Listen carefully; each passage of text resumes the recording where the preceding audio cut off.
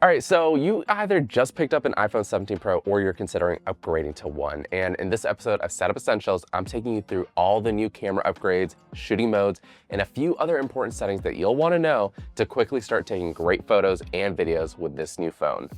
I know at least some of you are probably watching this video to learn what's new with the iPhone 17 Pro camera versus the iPhone 16 Pro, so let's start there. Design-wise, the new camera bump is now a camera bar, which Apple calls the plateau.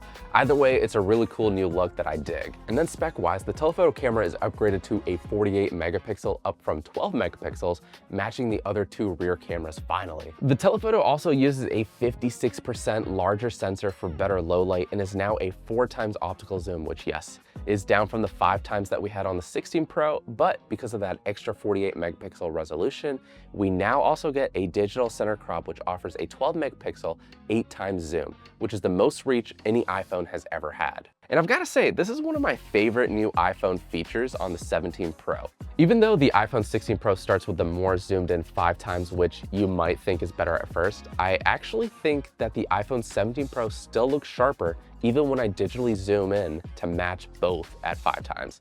On top of that, I personally find the 5x to be a little bit too zoomed in on the iPhone 16 Pro.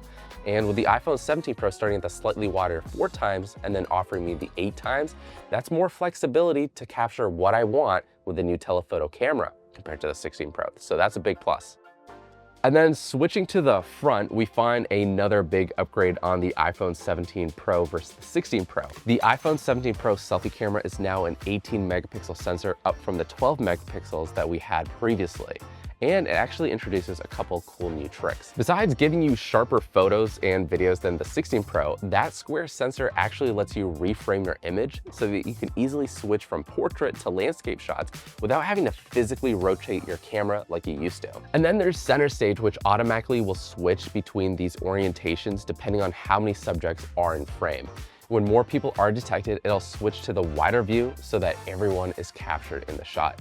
So when it just detects me, it's going to be a little bit more cropped in and centered on my face. But as soon as we have another subject here, it'll get more of our subject in frame. That way we can be a little bit further apart and get our shot. In my opinion, it makes taking iPhone selfies way better than before. But let me know what you think. And speaking of cool tricks, we've got other great Setup Essential guys on this channel taking you through all the new features and settings of the tech that you love. So be sure to stay subscribed for when those drop. All right, so now that I've covered the new camera hardware on the iPhone 17 Pro and whether it's worth upgrading from the 16 Pro, let's get into how you can use these new cameras. Now, even if you've owned iPhones for years, you may not realize how many different ways there are to open the camera app. It's crazy. Sure, you can tap the icon on your home screen, but did you know if you long press, you'll see some quick shortcuts for shooting modes to help you capture those moments faster.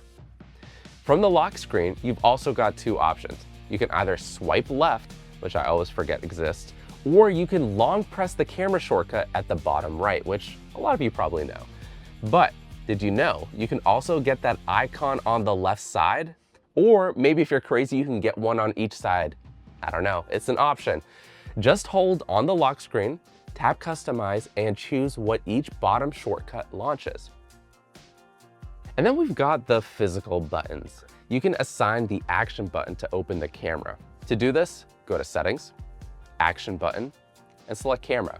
And here you can actually choose what default shooting mode it will open. Personally, I think it's actually a waste to use this button, and I keep mine set to silent mode because first introduced on the iPhone 16 Pro, Apple also made the dedicated camera control button, which by default with a single press will open the camera. But you can change that to a double click if you prefer under Settings, Camera Control. Here you can also tweak which camera functions the button will cycle through, but we'll get more into that in just a second. Now, jumping back into the camera app, there are a few ways to take photos and start recording videos. You're probably most familiar with the white shutter button in photo mode and the red record button in video mode. But you can also use the volume buttons on the side if you find it easier to reach. I especially find that to be the case when I'm taking those tricky selfies from further away. At the bottom of the app, you'll see toggles as well for photo and video, but if you swipe left or right, you'll find other shooting modes for time-lapse, slow-mo, cinematic, portrait, spatial, and panorama, and maybe even more by the time this video comes out. But if you want a deeper dive into those various modes, just let me know. In our photo mode though, if we press and drag the shutter button to the left, it'll start a burst mode. You'll see a counter tick up until you release. That's great for those faster moments or if you just want to be a little bit goofy. And then when recording video, you can also tap the shutter button to grab still frames. These won't match full photo quality, but they're perfect for those quick captures. And then here's something else that's relatively new. You can now pause the video recording instead of starting a new clip each time, which I find to be super handy for staying organized or when I just want to post a video straight to social media without having to edit it.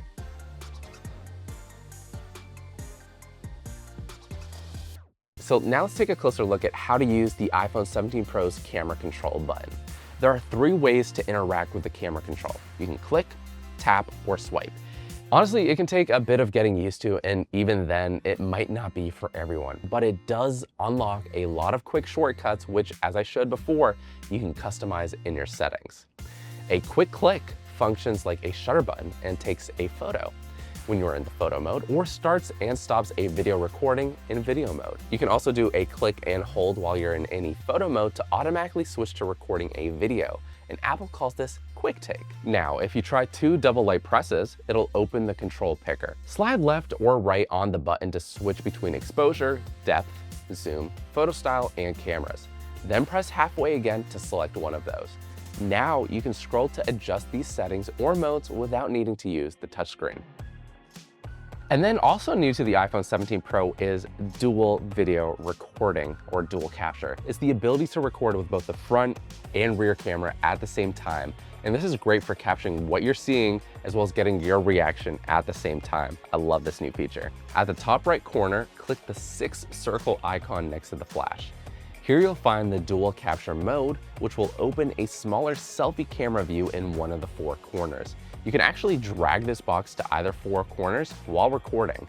When you finish recording, the final video is going to look exactly as it did on your screen during the recording, and that includes when and where you move that selfie box.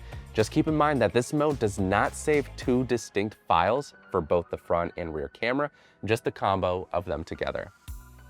The iPhone 17 Pro is also a great choice for macro photography. The ultra-wide lens automatically switches to macro mode when you bring the camera close to your subject. You'll know that this mode is activated when the tulip icon appears in the lower left corner of the camera app. But if for any reason you don't want to be in macro mode, you can disable this by clicking that icon. If you want, you can quickly change your photo and video format or resolution by tapping the top left icon, which shows the current settings you're in. For photos, most people will probably want to stick with JPEG for easy sharing, while RAW will give you additional detail and flexibility if you want to edit those photos later. The default 24 megapixel setting offers plenty of detail, but you can also switch to 12 megapixels to save more space on your phone, or even toggle to 48 megapixels for maximum sharpness. Just keep in mind that those file sizes can be quite large. For video, you can use that same top left icon to adjust your format, resolution, and frame rate. I've got a full video on how to shoot better iPhone footage linked below, but that should be enough to get you started for right now. But one other tip I want to give you right now, if you're not familiar with HDR, just disable it. It looks weird on non-HDR displays, and if you plan on editing that footage later and you're not familiar with color grading, it's a lot of work, so let's just skip over it. But let's talk about 2 other really important tips for capturing better photos and videos with your iPhone 17 Pro. First, you can tap on the screen to expose and set autofocus for the subject. This is especially useful if you have a high contrast scene like a bright sky and a person that's like in the shadows, and you want to make sure that the camera exposes for your person. Similarly, if you press and hold anywhere on the screen, the camera will lock the focus and exposure point. I use this all the time, especially for video, as it can be a great way to get creative or more professional looking shots without the camera trying to autofocus or change the lighting on me all the time.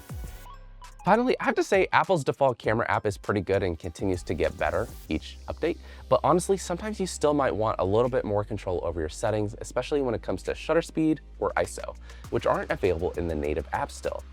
Apple actually allows you to change what camera app your camera control button opens up, which is a great and honestly surprisingly useful feature that they allow you to do. It's easy to switch the default camera app. Just open Settings, search for Camera, and the first option you should see is Camera Control. Open it up and you should see a list of all the compatible installed camera apps on your phone that you can choose between. Now, personally, since I love to take videos and photos a lot, I've been using the Moment app, which yes, is paid, but it gives you really great DSLR-like manual controls on your phone. And now when I click my camera control button, it will automatically launch into the Moment app. But like I said, there's a lot more that you can download and choose from, so give it a try.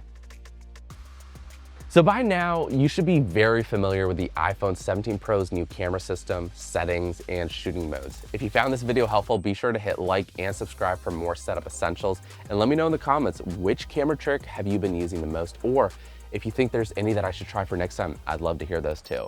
You can also follow me to see what other cool tech I'm reviewing. And until the next one, I'll catch you later.